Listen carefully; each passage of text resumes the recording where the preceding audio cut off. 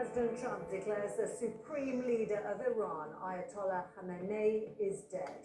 Satellite imagery shows the Ayatollah's compound was destroyed as part of a huge joint US-Israeli operation against Iran today. Announcing his death, Donald Trump called him one of the most evil people in history. With the region at an extremely dangerous juncture, the question now is who will succeed him and how the Iranian people and the wider Middle East will respond. He died in Operation Epic Fury, which the US president admitted was about regime change as well as obliterating Iran's military capability. We're going to destroy their missiles and raise their missile industry to the ground, to the great proud people of Iran. I say tonight that the hour of your freedom is at hand. Throughout the day, Tehran launched retaliatory strikes with attacks on at least 6 countries. While here, the Prime Minister has spoken to President Trump and says British forces are on defensive alert. Our forces are active and British planes are in the sky today.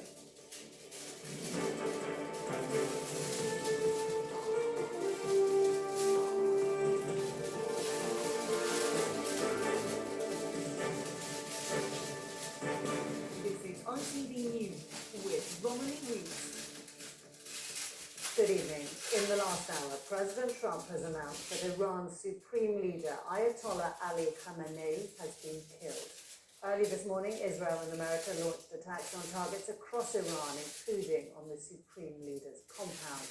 And in a post on social media, Donald Trump called his death justice for the people of Iran and all great Americans, and said it represented the single greatest chance for the Iranian people to take back their country. Even without their head of state, Tehran has retaliated with strikes on at least 6 countries, including Kuwait, Bahrain and the UAE, where a luxury Dubai hotel was hit. Air raid sirens have also been sounding in Israel this evening, which remains under a state of emergency. From Washington, our correspondent Robert Moore reports. The joint US-Israeli attack was launched from air bases and from the naval armada sailing in the Arabian Sea. Fighter jets and missiles formed the first wave.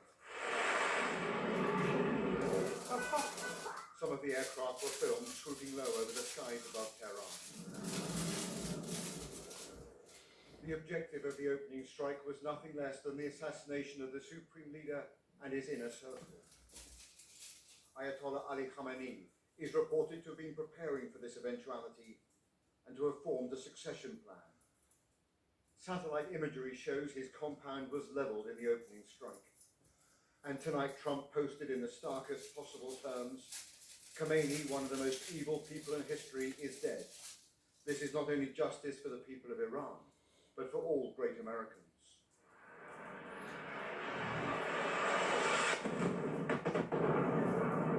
The Middle East is now engulfed in a war of terrifying unpredictability.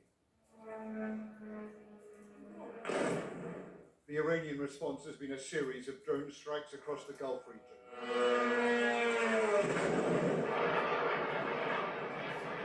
Oh my God. Hitting Bahrain and Kuwait.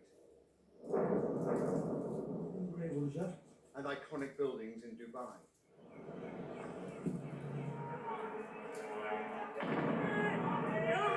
In Bahrain, a majority Shiite country, residents cheered the Iranian counterstrike,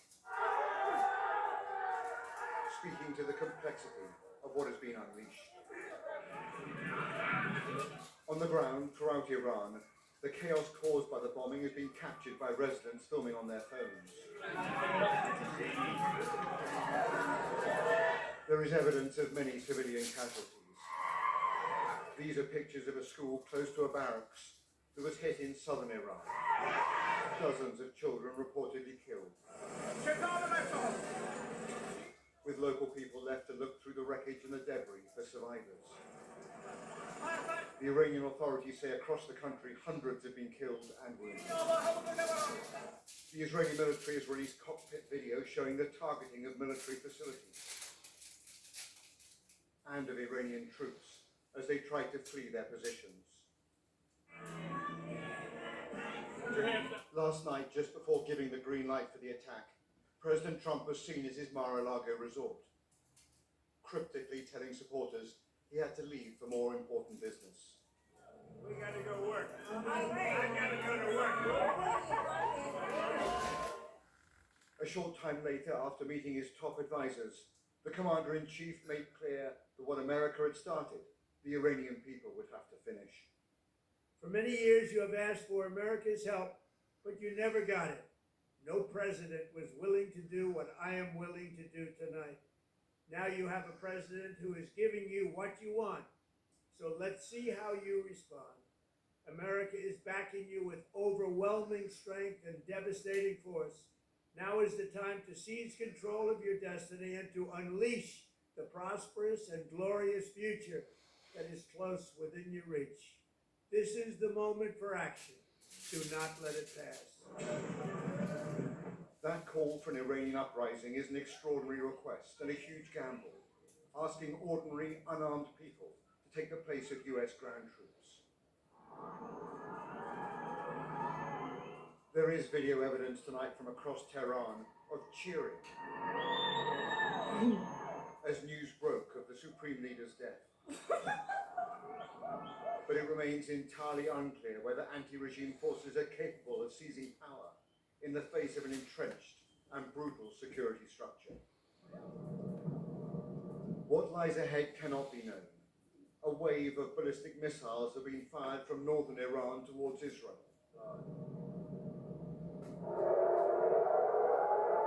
That in turn triggered Israel's vaunted anti-missile defensive shield. And there were further interceptors fired from northern Iran. This is the greatest risk taken by an American president in a generation. One missile has penetrated Israel's defenses tonight, a sign of how high the stakes are. It may be days or weeks before it's clear whether Operation Epic Fury can destroy Iran's theocratic regime and transform the region. Well, the level of geostrategic risk is off the charts, and all of this without congressional authorization for this war, without a national conversation about its objectives, without any real mission clarity. Donald Trump, in that social media post, went on to say that the bombing would continue all week, or as he put it, for as long as necessary. But ominously, he didn't address the massive question, the overarching question of what is next. Dangerous times, Robert, thank you. The strikes on Iran follow weeks of US forces being built up in the region. Israel says it joined the US in striking more than 500 targets. They were concentrated on missile systems and high-ranking members of the regime. In retaliation, Iran has targeted American bases in Kuwait, Qatar, Bahrain, and the UAE, including the region's commercial capital, Dubai. Here, Sir Keir Starmer says the UK was not involved in the attacks on Iran, but British citizens are likely to be caught up in the fallout. And our political reporter Jasmine Cameron Chaleshi is in Downing Street for us tonight. Jasmine, we understand that Sir Keir has now spoken to the American president.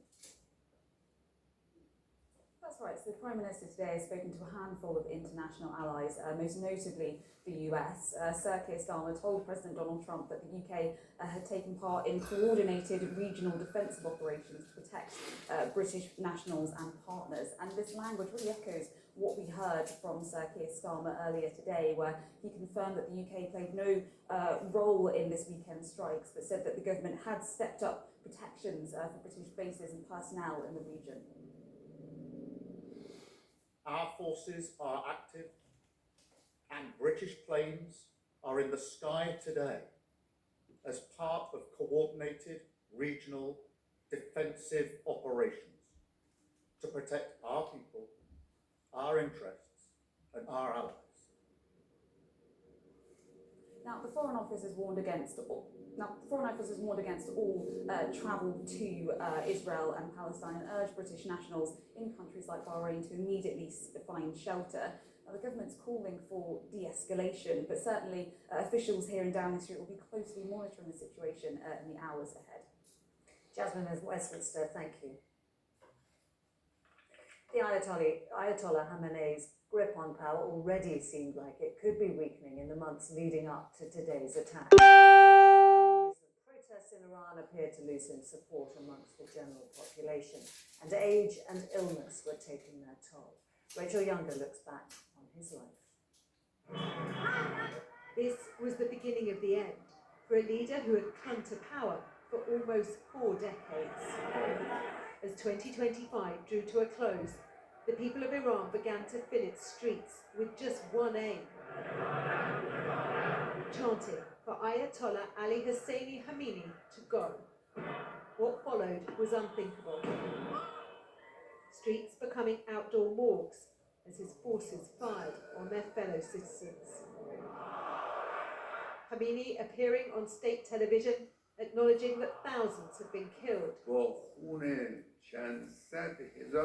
but blaming foreign influence. His was the most unlikely story. He was born to an impoverished family of clerics far away from the Iranian capital, Tehran, becoming radicalized in the dying years of the Shah, the 1970s, defined by decadence and an alliance with the West. That all changed in 1979. The Shah overthrown, as exiled religious leader Ayatollah Khomeini returned, with Ali Khamenei, by this time a trusted lieutenant, at his side. No sooner was Iran's Islamic Republic established than it found itself in a war for survival against neighbouring Iraq, leaving over 1 million dead. Then the founder of the Iranian Revolution died. But into this void, Ali Khamenei was named to succeed Khamenei as Iran's supreme leader. He took power in 1989, making him the longest-serving leader in the Middle East.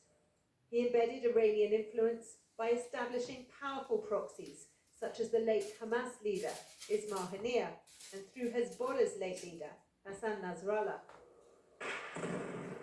After the October the 7th atrocity in Israel, Benjamin Netanyahu took revenge for Ali Khamenei's support of Hamas and Hezbollah in Gaza and Lebanon. Iran's economy also in meltdown after the international sanctions lifted by a 2015 nuclear deal began to be reinstated. Its people struggling to feed their families, and under his leadership, killed when they dared to protest. Ali Khamenei's vision of greatness for his country ultimately leaving Iran shattered and weaker than he could ever have imagined. Rachel Younger, ITV News. Well, let's turn now to our international editor, Emma Murphy in Istanbul. Emma, the Ayatollah was not just the supreme leader of Iran, he was also the figurehead for all Shia Muslims. Have you got a sense of what the fallout could be? Well, obviously it is a hugely significant moment that the man who spent his life calling for death for America and death to Israel has actually lost his life as a result of their actions. And this does raise a huge issue about the long-term governance of Iran. But I think there's one thing to kill the leader of a regime. It's entirely a different matter to try and topple that regime. And I think the apparatus of state is still very much in place this evening. We've seen that they've been able to carry on firing, and so that would be an indication that Iran is weakened, but it has not been taken down. In terms of people power, well, I think it will be a very, very big stretch for those who went out onto the streets to protest to go out again with success. Donald Trump has encouraged them to, but we all know that it is very different to plan an overthrow in an office in Washington or indeed in Tel Aviv, and actually make it work on the streets without boots on the ground. Emma in Istanbul, thank you. And that is all from us for tonight. You can always get the latest on ITVX and ITV.com/news. Good night.